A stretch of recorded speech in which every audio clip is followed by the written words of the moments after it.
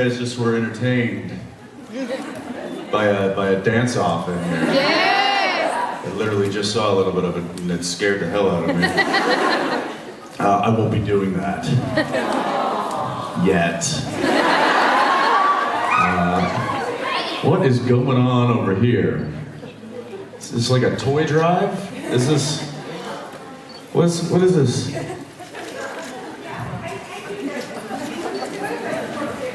Okay.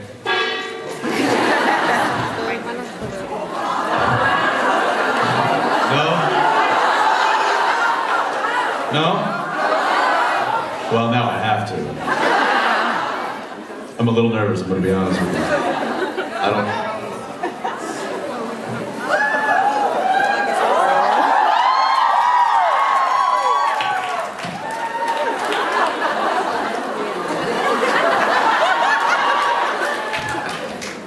That's a lot more difficult than it looks. It's so ridiculous. I'm scooting up here. Is this all right? Is this all right? You still see me? Roma.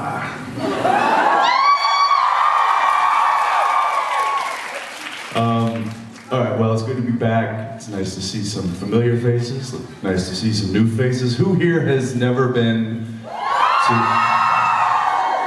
Seriously? You're all in the back. It's like you just keep graduating closer to the front. Well, all right. No, we got some questions, so I'll get right to it. Let's start over here. How are you? I'm fine. Good. Hello. My first question. Dean wants to go to the beach with Sam. Do you want to go to the beach with Jared someday? No. Have you seen him without a shirt? What's that?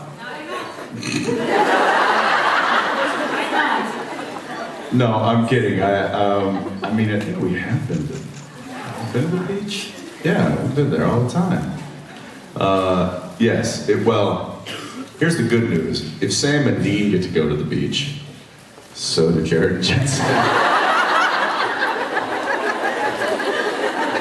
This is why we want them to go to the beach. Get some relaxation. Yeah, that's probably not going to happen. That's probably something you can ask Bob Singer when he's on stage, because he's much more responsible for where the story goes and that kind of stuff. And I constantly ask him, you know, when do we get to take a vacation? When do the guys go? You know, when is that going to happen? And he just goes, no. But who knows? There's always season 11.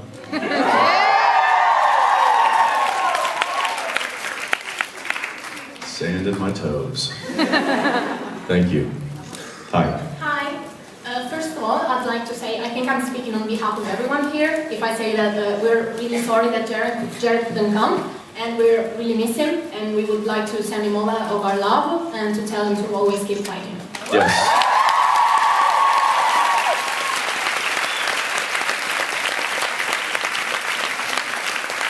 Just a quick update. He is home, he is resting, and he's with the family, and everything is good, and it's, so he's good. He's good. Send him home. Can you spoil us a little something from this year's gag reels? You know what, I just had it sent to me late last night, and I have not watched it. Because they have to send it for our approval, just in case there's something outrageously, you know, embarrassing that, which of course it all is. And of course we always approve it for some reason, because we don't care. We don't get embarrassed that easy. So, so I haven't watched, I don't know what it looks like yet. Maybe I'll try to watch it at lunch, and then I'll share it later. Okay. Or maybe I'll just like upload it and we'll just all watch it together.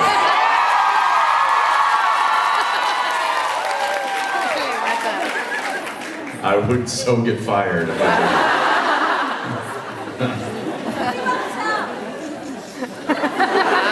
did. I'm kidding. Thank you very much. All right, thank you. Hi. Hi. Well, actually, I wanted to ask you about the winery that you and Jared have together, but then I gave it a second thought, and no matter if it sounds cheesy, but as I told you this morning, if my best friend were be sick, I'd like to be with her. If I was celebrating my wedding anniversary, I'd like to be with my husband. Or if it was my husband's birthday, I would like to be with him. And you are at home with us. So, I mean, we're grateful for that. It is so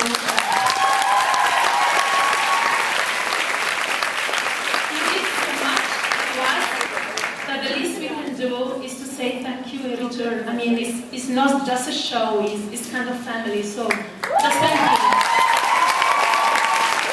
Thank you. Yeah, sure. Of course, if your friend, if your friend's not feeling well, you want to be there and you want to support that, and he knows I'm there. And my wife, thank God, she's very understanding, and she's extremely supportive of this family, and she's like.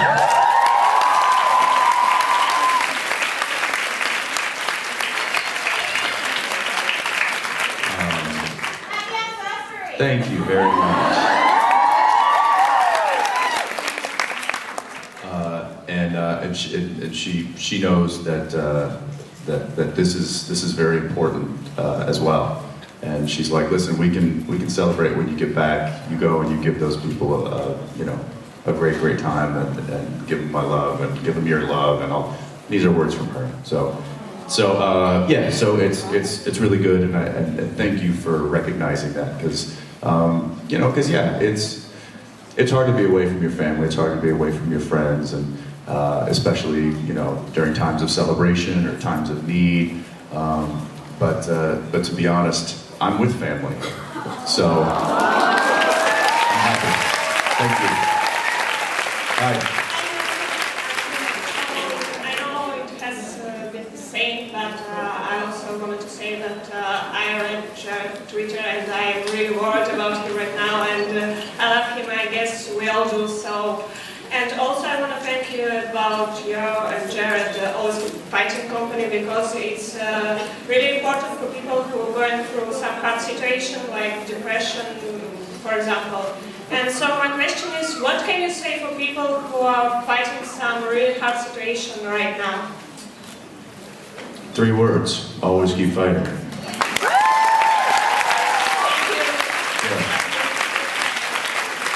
I'm serious, this is, even if you think that you're alone, even if you think that, that there's no one else to listen to, I disagree. You're not alone.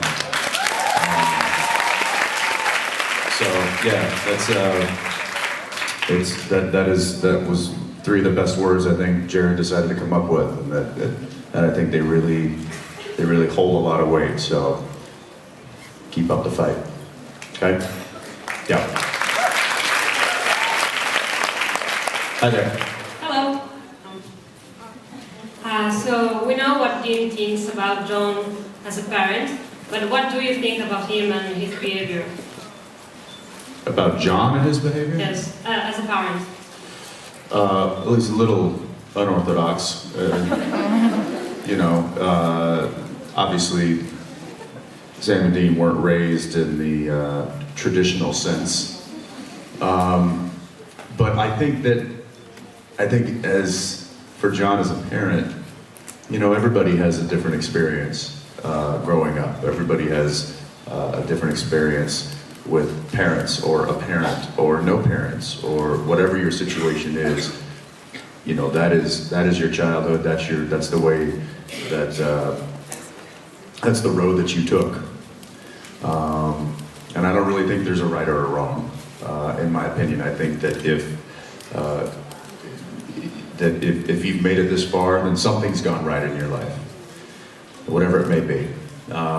So, as far as John goes, he showed his sons how to survive. And I think that that's probably the most important thing that he gave them. And I think if a parent can teach their kid how to survive and survive properly in whatever aspect of life, then that's a good parental thing. Obviously, a lot of us don't actually have to fight ghosts and demons and angels, and we're not actually dealing with that physically in real life, but we might be dealing with that metaphorically. And if your parent has taught you how to survive, or if a friend has helped teach you how to survive, then I think that's good mentoring. And I think John, in that regard, was a good mentor to his two children. Like I said, it was a little odd at times in the methods that he used, but he got the job done, and I think Sam and Dean are better for it. So, Thank you. thank you. Hi. Hi. So in the past year, we've gotten to see a whole lot more of you since you joined Twitter and Facebook. I apologize. It's greatly appreciated. But I was just wondering if, like, your perception of fans and fandom has changed at all since you joined both platforms. I don't get that. I don't get that. Shut up, Krista.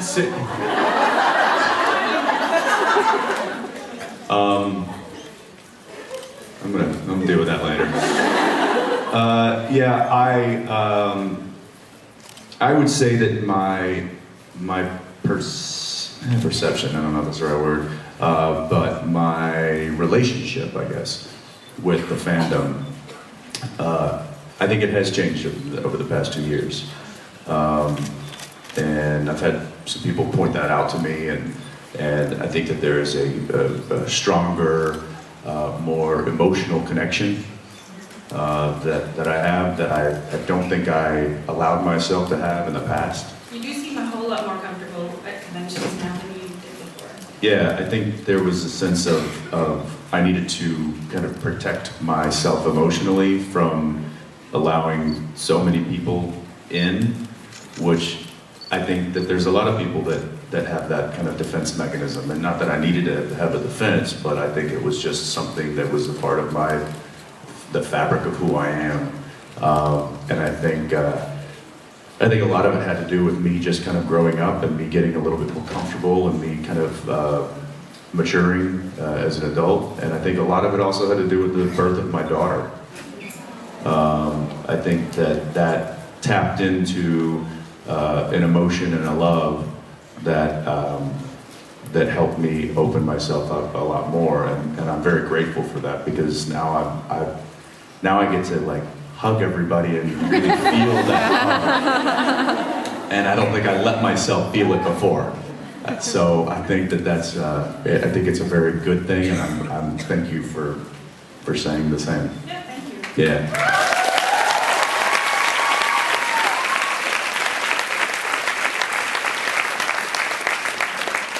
Hello.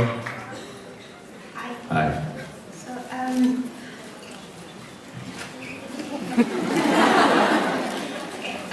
a life is an interactive sequence of events that lead us to death, no matter who we are or what we've done.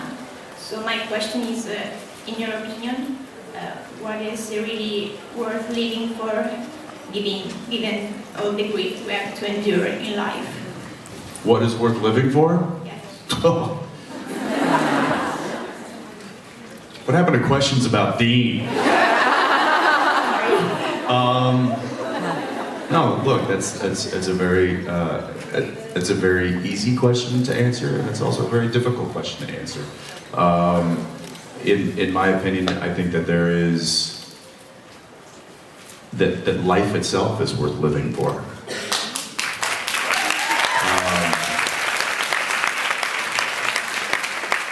And I think that if you're not living the life that you want, then you fight to achieve that life. And when you are allowing yourself to open up like that, like we just talked about, it's amazing what can come in, and stuff that you maybe don't even expect. And I think that there's no one thing that you should be living for. I think it's the journey that is life that you should be living for.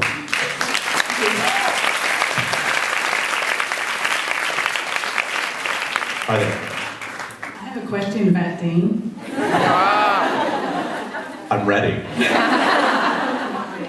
I don't know who's watched the latest episode, so I don't want to spoil it, but there's a particular Spoiler alert. She's covering her ears.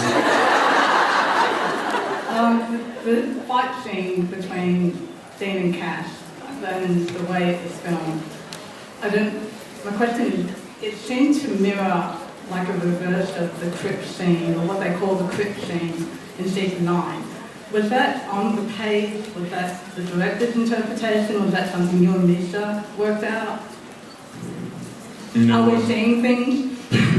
You maybe seeing things. I think it was a happy accident. I think that the way that we choreographed that particular fight scene just kind of lent itself to feel like that same that previous fight. Although that really wasn't more of a fight. That was just kind of Cass pummeling Dean. Yeah. But I think there was a similar aspect, and that'd be an interesting question again for Bob if that was talked about in the writing room, because it wasn't written on the page and it certainly wasn't conveyed to us that that's what they were going for. But it may have been the inspiration that was needed to write that scene. That being said, that was, it was a very emotionally similar scene, but I would say that the choreography was obviously a little different, and there wasn't the on the knees, pleading him to stop and that kind of thing. Although he was pretty beaten up and asking me to stop. But did you all think that at that shot, was there a collective? No! Didn't you hear it? I might have. Yeah. I remember we were shooting it, Misha and I were like, oh, they are not gonna like this. He was so mad at me. But that was a really, I really liked that fight scene for some reason, just because it was really raw. In fact, there was at one point when Dean was kind of slamming his face into the table. He was all the way up on the table, and one of the takes we used stunt doubles, except Todd, my stunt double, he was like, dude, you can do this. It's really just Misha's stunt double that's getting there. And I'm like, I'll do it. So took Misha's stunt double, who was a different guy that day, and I'm blanking on his name, so forgive me. But he went in, and so I threw him against the table, started slamming his face, and he was all the way up onto the table, like his whole body, like up to his thighs, were up on the table. And when I pulled him off, I literally grabbed the back of his belt and yanked him completely in the air, and he went wham and hit the ground. And I was like, wow. I felt pretty good. Not gonna lie. But to literally just throw a man to the ground with full force is not something that many people get to do often, and I rather enjoyed it. And of course he popped up and he was like, oh, I'm good. Stunt guys are crazy. But yeah, that's a really good observation, and I'll have to ask Bob about that, if that particular fight scene was inspired by the crypt scene, as you call it. We've kind of missed Dean and Cass being in the same room together this season, but that was probably a little more violent than what we wanted. But thank you. Hey, yeah, you asked for it. You wanted some more, Cass and Dean stuff, so there you go.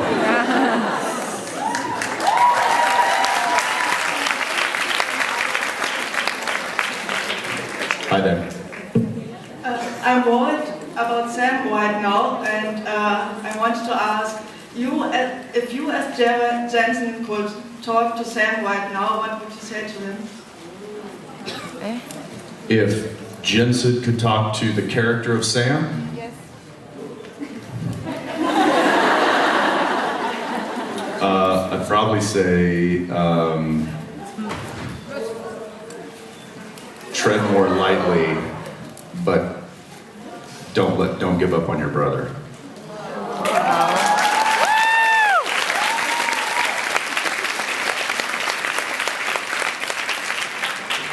Hi.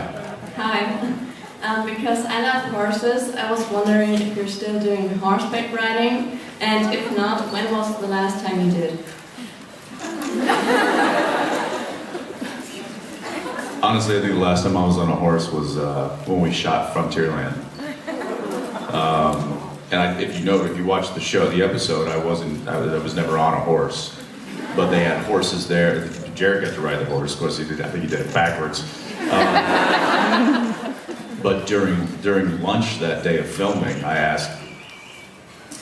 During lunch that day, during the day of filming, I asked the horse wrangler if I could take the horse out on a ride, and so he let me. I think that was the last time. So no, I don't get to ride as much as I would like to. But yeah, one of these days.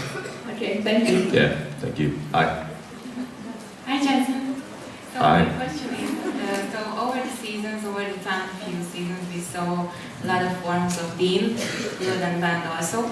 But my ultimate favorite is Future Dean, because he was so great and amazing, because he was Dean, but not kind of, but evil. So I just want to ask, what was it like for you to shoot that episode?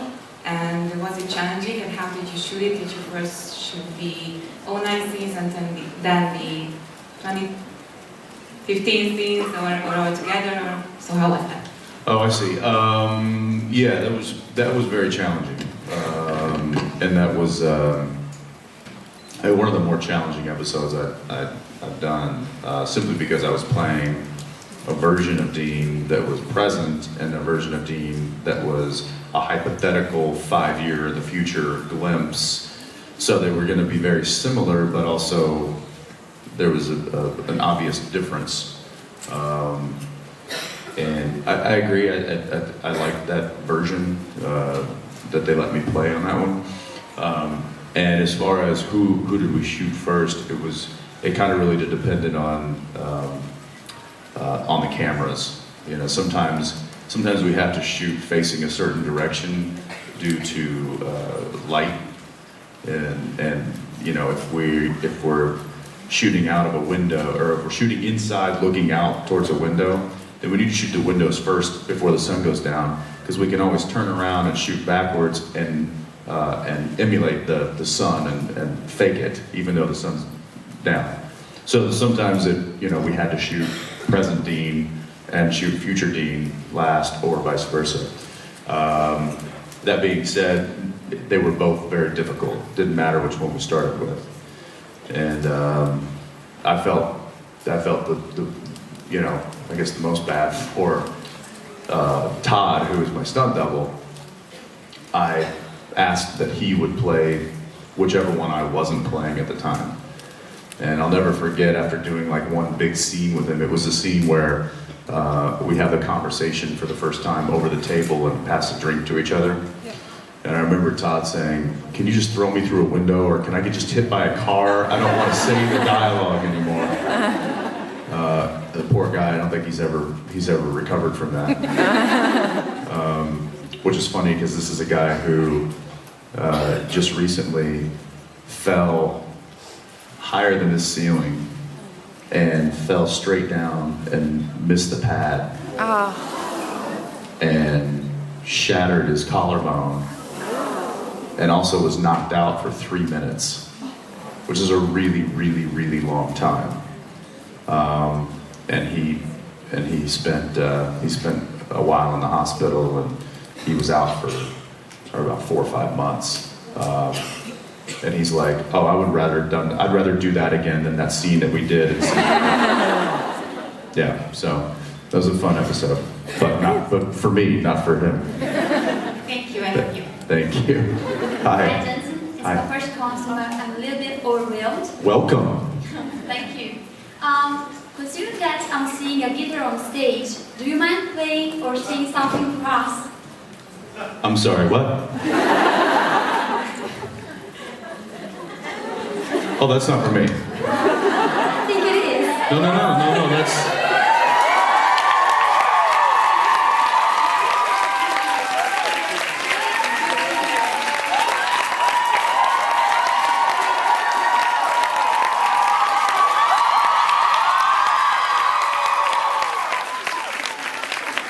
Yeah, no, it says not for Jensen on the bell. What is this doing here? Whose is this? Whose is this? Oh, it's not mine. Obviously, it's not mine.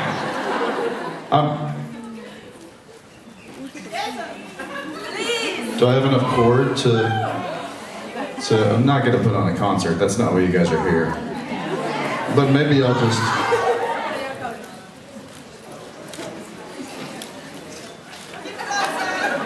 See what you've done? There, maybe I'll just hold it.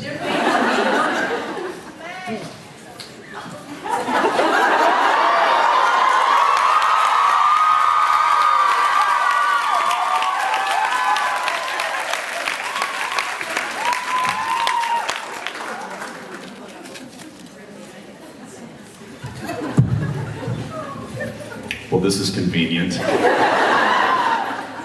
Is this even...